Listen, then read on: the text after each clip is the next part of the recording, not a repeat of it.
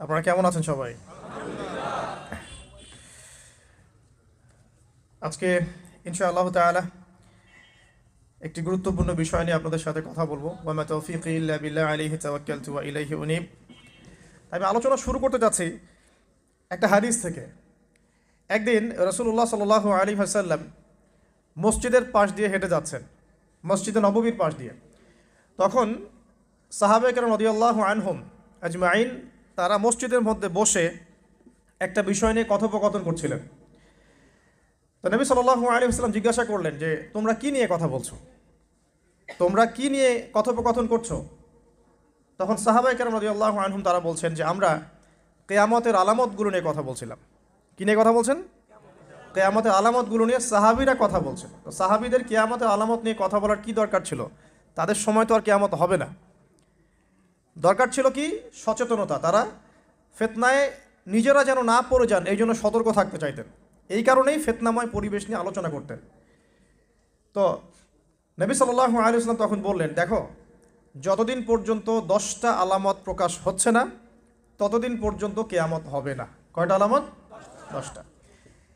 নবী সাল্লাল্লাহু আলাইহি ওয়াসাল্লাম প্রথমে বললেন 1 নাম্বার হচ্ছে মাসিহুদ দাজ্জাল। কি নাম? মাসিহুদ দাজ্জাল। 2 নাম্বার হচ্ছে ইয়াজুজ এবং মাজুজ। এর আদম সন্তান পৃথিবীতে বের হবে এবং পুরো পৃথিবীটা ম্যাসাকার করে ছেড়ে দিবে।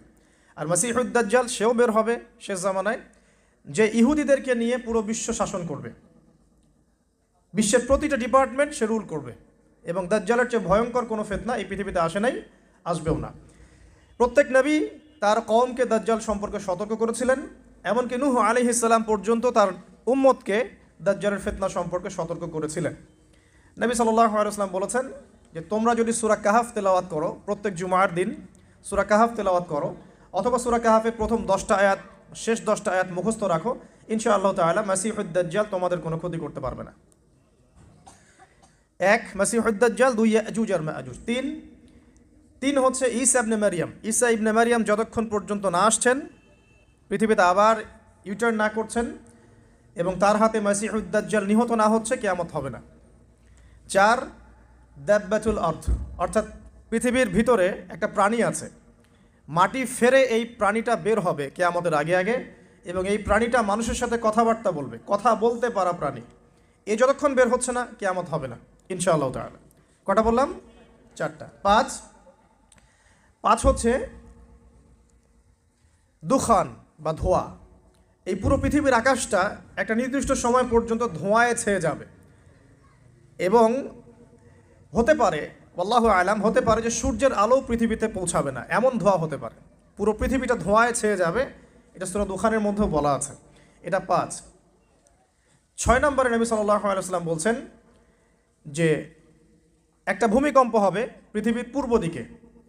পৃথিবীর পূর্ব দিক মানে এই যে ভারত, পাকিস্তান, বাংলাদেশ, শ্রীলঙ্কা, ইন্দোনেশিয়া, ঠিক আছে, এই সিঙ্গাপুর, এই যে কন্টিনেন্ট, মালয়েশিয়া, এটা পৃথিবীর পূর্ব দিক। এদিকে একটা ভূমিকম্প হবে। তারপরে 7 পৃথিবীর পশ্চিমে একটা ভূমিকম্প হবে। পশ্চিম মানে বোঝেন না? পশ্চিমা বিশ্ব না, সৌদি আরব না, পশ্চিমা বিশ্ব, ব্রিটেন, ফ্রান্স, জার্মানি, তারপরে এই যে রাশিয়ান কন্টিনেন্ট, হ্যাঁ, ইউক্রেন, এইদিকে আপনার আমেরিকা, এই পুরো পশ্চিমা বিশ্ব, এখানে একটা ভূমিকম্প হবে বড়। এবং এগুলো এমন হবে যেগুলোতে ভূমি মাটিতে ধসে যাবে, মাটিতে ডুবে যাবে। ভূমিকম্প না, ভূমিধস। 8 পৃথিবীর মাঝখানে মধ্যপ্রাচ্যে একটা ভূমিকম্প হবে, যেখানে আমাদের সোকল্ড আমিরুল মুমিনিনরা থাকে, যারা আমেরিকা এবং ইসরায়েলের বন্ধু, এদের এখানে একটা ভূমিকম্প হবে ইনশাআল্লাহ তাআলা। আর 9 ইয়েমেন থেকে একটা আগুন বের হবে। ইয়েমেন থেকে একটা আগুন বের হবে, যে আগুন মানুষকে হাসরের মাঠের দিকে তাড়িয়ে নিয়ে আসবে। আরেকটা বলেছেন 10 নম্বর, যেটা এই মুহূর্তে আমি ঠিক মনে করতে পারছি না। তো এই 10টা আলামতের কথা নবী সাল্লাল্লাহু আলাইহি ওয়াসাল্লাম বলেছেন, না হওয়া পর্যন্ত, এই 10টা আলামত না আসা পর্যন্ত কিয়ামত হবে না। ঠিক আছে? আচ্ছা, এখন এই 10টার মধ্যে সবচেয়ে বড়টা কি? সবচেয়ে বড়টা হচ্ছে মাসিহুদ দাজ্জাল। সবচেয়ে বড়টা কি? ও 10 নম্বরটা মনে পড়েছে, আলহামদুলিল্লাহ। সূর্য উঠবে পশ্চিম দিক থেকে। সূর্য উঠবে পশ্চিম দিক থেকে, তাহলে আর সময় নাই, পৃথিবীর সময় শেষ। এই 10টা মনে থাকবে? আসেন বলি। প্রথমে কি? দাজ্জাল। তারপরে ইয়াজুজ আর মাজুজ। 3 নম্বর ঈসা ইবনে মারইয়ামের প্রত্যাবর্তন। 4 নাম্বার দাব্বাতুল আরদ, জমিন থেকে প্রাণী বের হয়ে কথা বলবে মানুষের সাথে, ঠিক আছে। 5 নাম্বার কি বললাম, ধোয়া, দুখান, ঠিক আছে। 6, 7, 8 তিনটা ভূমিকম্প, পূর্ব দিকে একটা, পশ্চিমে একটা, পৃথিবীর মাঝখানে একটা। 9 নাম্বার ইয়েমেনের নাম শুনেছেন?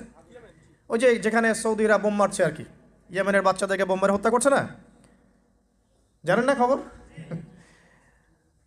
তো ওই ইয়েমেনের ছোট ছোট বাচ্চারা শিয়া সুন্নির কী বোঝে আমার বুঝে আসে না, ওই ছোট ছোট বাচ্চাগুলো শিয়া সুন্নির কী বোঝে আমার বুঝে আসে না, কিন্তু আমেরিকার টাকা খেয়ে এরা ঠিকই বোম মারছে এখানে।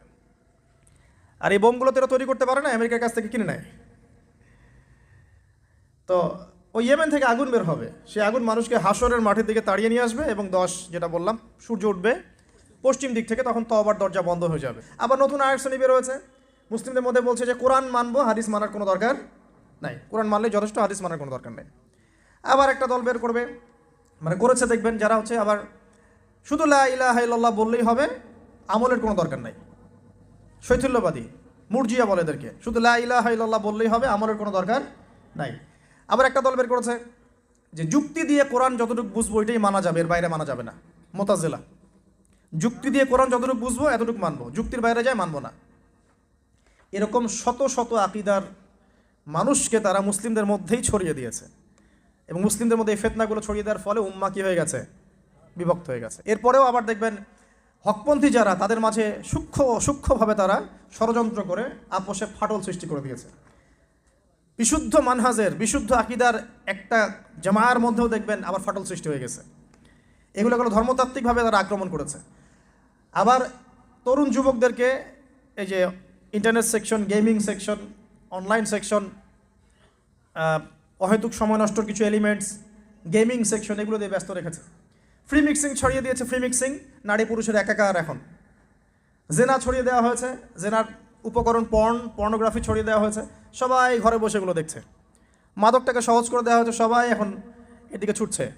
রিবা ছড়িয়ে দেওয়া হচ্ছে, সবাই সুদ খাচ্ছে। মানে মুসলিম উম্মাকে ধ্বংস করার জন্য চতুর্দিক থেকে তারা কিন্তু আক্রমণ করেছে।